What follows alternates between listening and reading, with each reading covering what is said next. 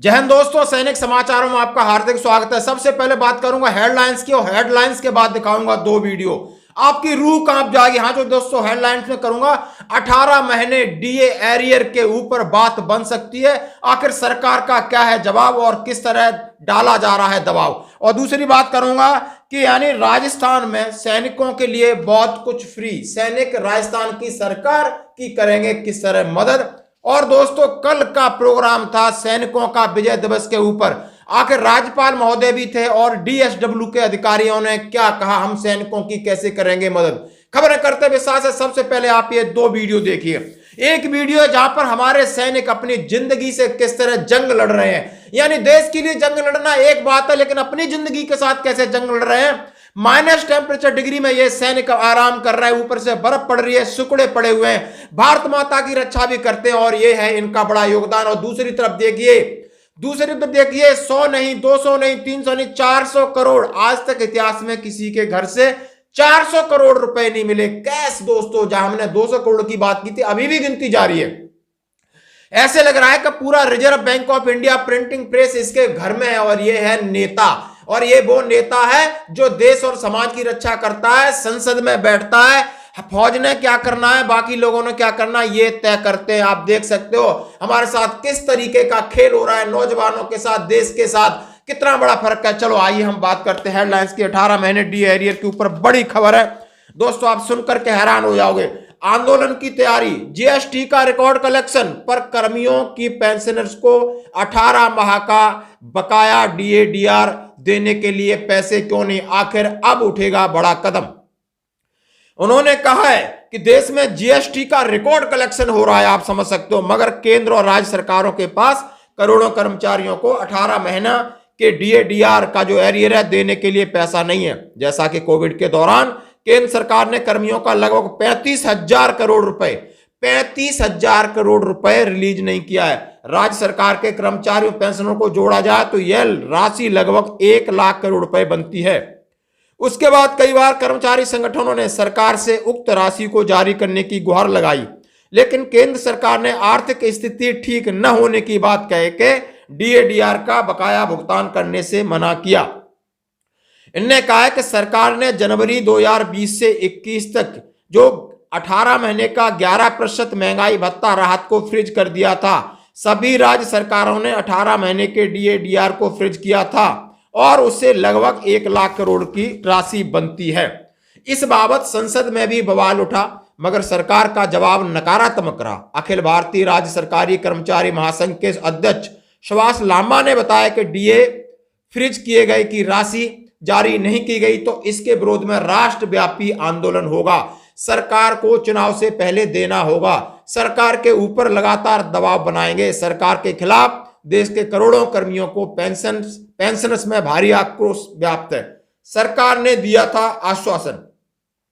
सुभाष लांबा के मुताबिक सरकार ने कोरोना काल में जीएसटी कलेक्शन न होने पर देश के कर्मचारियों एवं पेंशनर्स का जनवरी 2020 से 21 तक का 18 महीने का 11% महंगाई भत्ता फ्रीज कर दिया था, क्योंकि उनका जीएसटी कलेक्शन नहीं हुआ था। लेकिन केंद्रीय कर्मचारी और पेंशनर्स के रोके गए 18 महीने के डीएडीआर की राशि हमने आपको बता दी।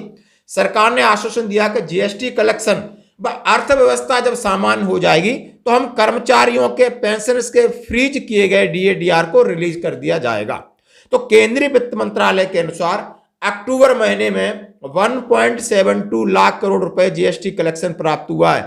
1.72 लाख करोड़ अक्टूबर महीने का जीएसटी कलेक्शन सालाना से 13% बढ़ा है।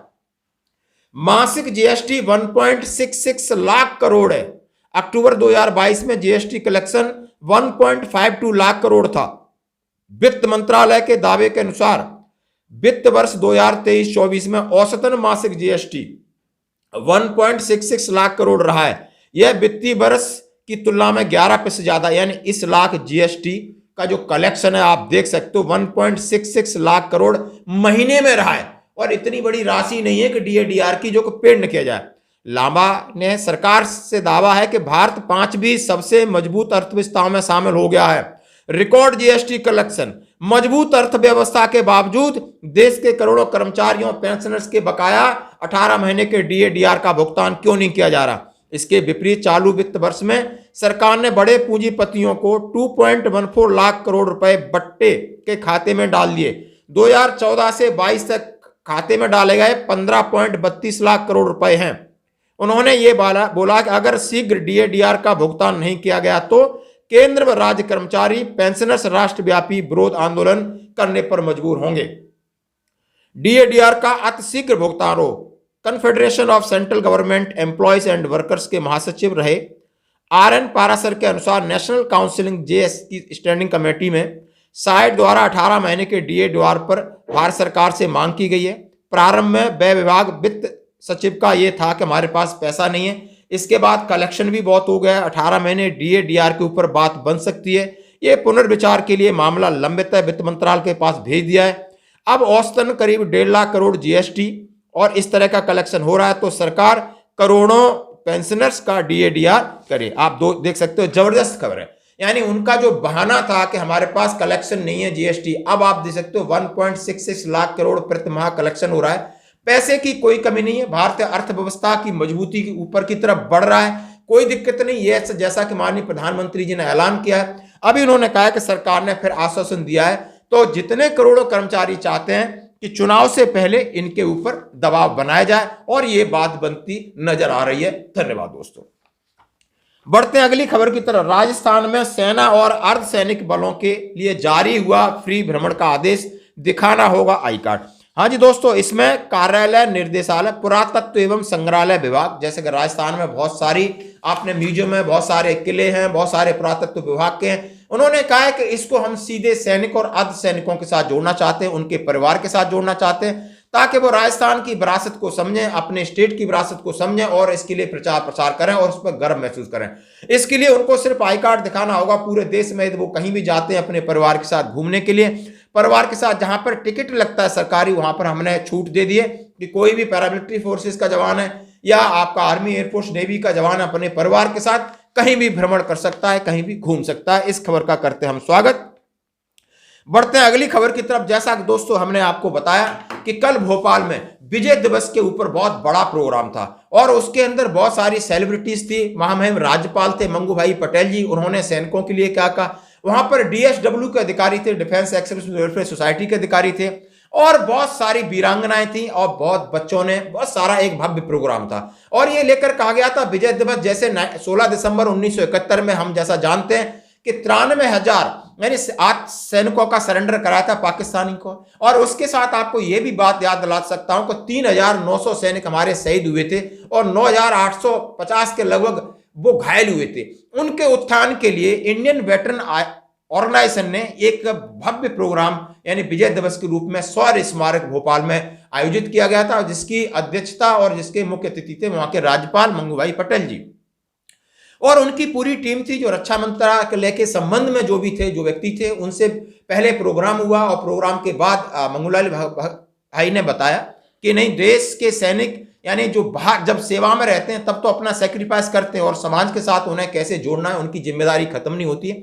आप उनका पूरा भाषण सुनिए। उसके साथ DSW उन्होंने अधिकारियों ने कहा, यदि आपकी किसी भी प्रकार की पेंशन संबंधी समस्याएं या और समस्याओं के बारे में उनसे अलग से डेलीगेशन ने मुलाकात की। उन्होंने आश्वासन दिया कि आपकी वन पेंशन या तमाम ऐसी चीजें लंबित हैं, उनके ऊपर जरूर विचार विमर्श किया जा रहा है। स्टेट संबंधी, चाहे आप जिला सैनिक बोर्ड हो, चाहे आपके राज्य सैनिक बोर्ड हो, इसके साथ कोई किसी प्रकार की वीरांगनाओं की समस्या पेंशन संबंधी, इस पर विचार किया गया।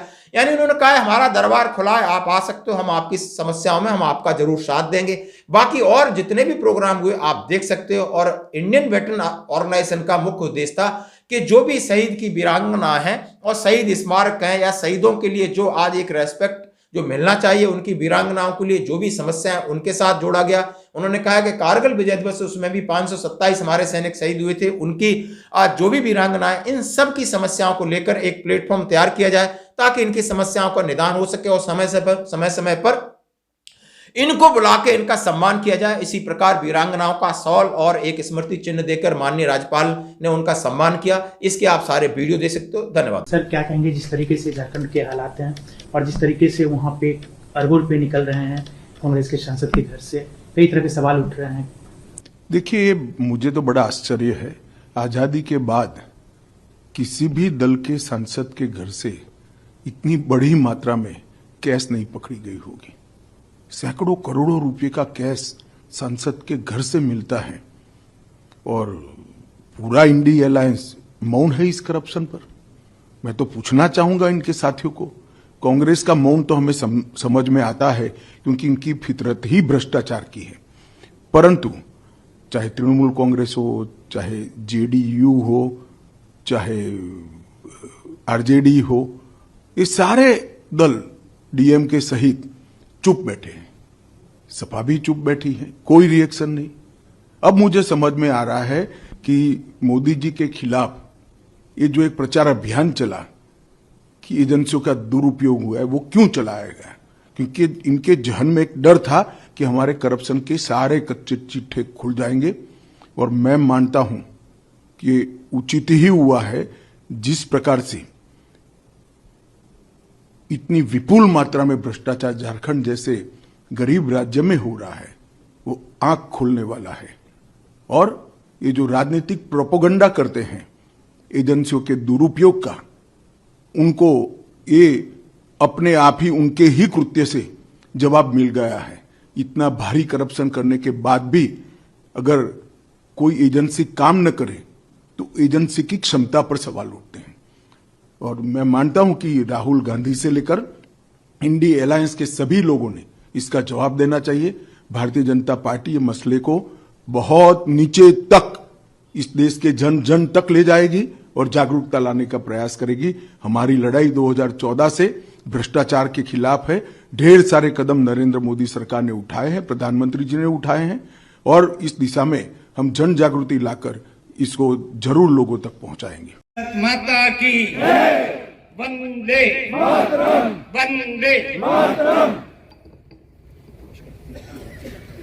विजय दिवस समारोह 2023 में अपने बीच उपस्थित राष्ट्रीय अध्यक्ष Indian veterans organisation captain Jogendra Singh Sengar ji, राष्ट्रीय उपाध्यक्ष कैप्टन आरपी सी गौर जी, जिला कल्याण अधिकारी कैप्टन अमिताभ रावत जी, जिला सैनिक कल्याण अधिकारी अनुराग सक्सेना जी, वीर शहीदों के परिजन एवं वीर नारियों, सेवानिवृत्त सेना अधिकारियों, कर्मचारी एवं उनके परिजन, उपस्थित महानुभाव, भाइयों बहनों, प्यारे बच्चों, मीडिया के मित्रों,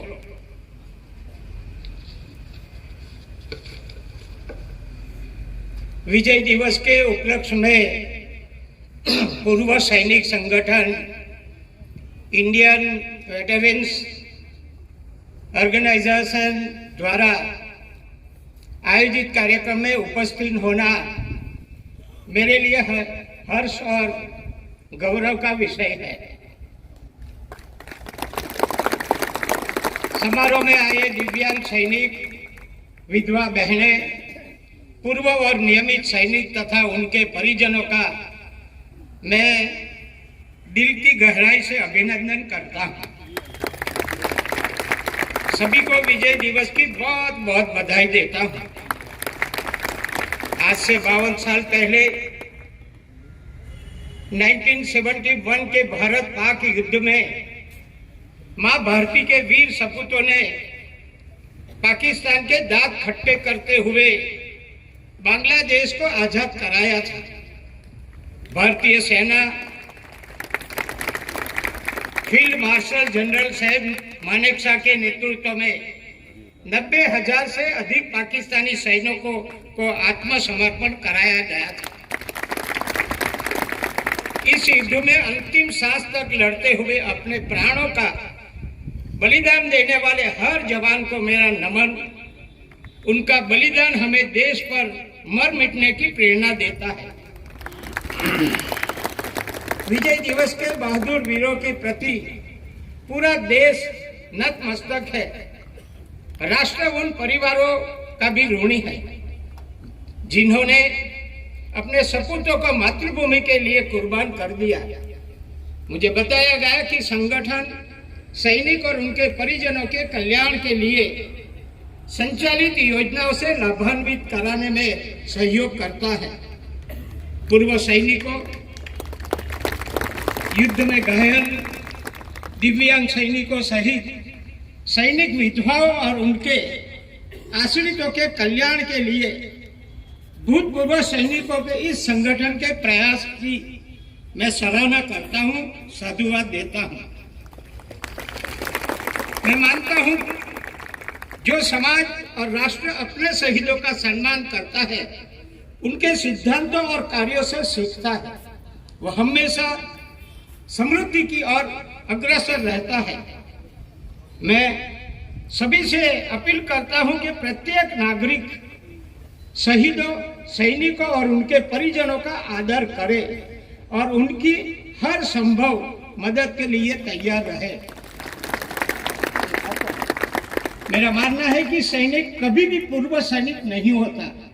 भारत का सौभाग्य है कि एक ऐसा राष्ट्रवादी चिंतक, एक राष्ट्रवादी विचारधारा का धनी आज इस भारत का प्रधानमंत्री बनकर बैठा है, जो सेना के बारे में सोचता है, सैनिकों के बारे में सोचता है। बहुत सारी सैनी साहब से चर्चा हो रही थी कि समस्याएं पैदा होती हैं सैनिकों के घरों में, सैनिकों के परिवारों में, और आज अगर कोई सैनिक सपना देखता है कि उसकी समस्या का समाधान होगा तो इसलिए सोचता है कि इस भारत का गौरव, भारत का सपूत नरेंद्र मोदी के रूप में भारत का प्रधानमंत्री बनकर बैठा है, जो सभी अड़ोसी पड़ोसियों को मुंह तोड़ जवाब देता है, आंख से आंख मिलाकर बात करता है, वो हमारे साथ